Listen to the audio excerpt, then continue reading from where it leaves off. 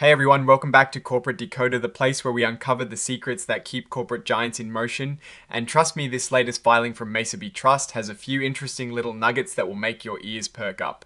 So what is the big deal today? Well, it is all about royalties. Mesabi Trust is basically a big landlord for iron ore, and they get paid when iron ore is taken from their land. Today we're diving into a report that tells us exactly how much money they raked in during the last quarter of 2025.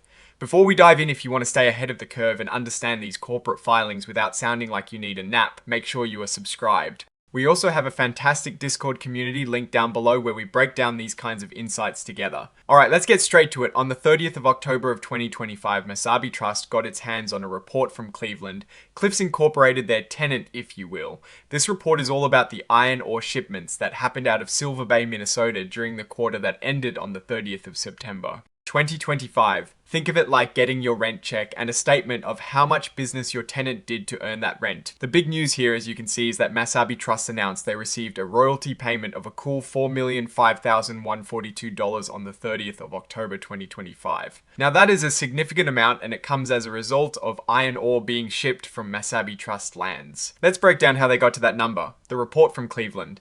Cliffs tells us that for the 3 months ending the 30th of September 2025, Mesabi Trust was credited with a base royalty of $2,817,500. That is the fundamental rent for the ore itself. But there is more. They also got a bonus royalty of $973,410. So the total royalty payment that Mesabi Trust actually received was indeed that $4,005,142. It is worth noting that this payment did not include any adjustments for past quarters, which means this is the clean amount for this specific period alone. Now, what exactly controls these royalty payments, you ask? It is based on a few things. First, the volume of iron ore pellets and other products produced or shipped. Second, the price at which that iron ore is sold. And third, the percentage of that production and shipment that comes specifically from Mesabi Trust lands versus other areas.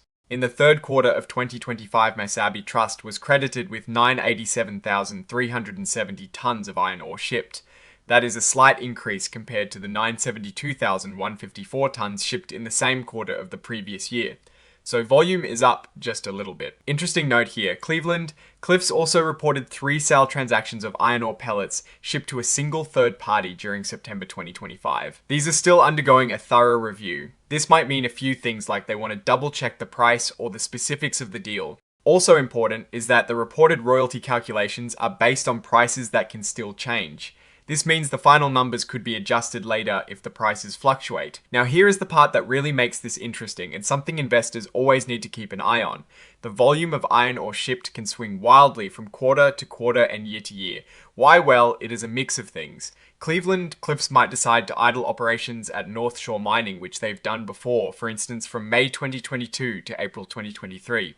Then there are customer delivery schedules, general economic conditions affecting iron ore and steel demand, production schedules themselves, and even weather on the Great Lakes, which can impact shipping. These factors can cause really significant ups and downs in the royalties Mesabi Trust receives. And what does that mean for you if you are a unit holder? It means the money available for distribution to you can also fluctuate quite a bit.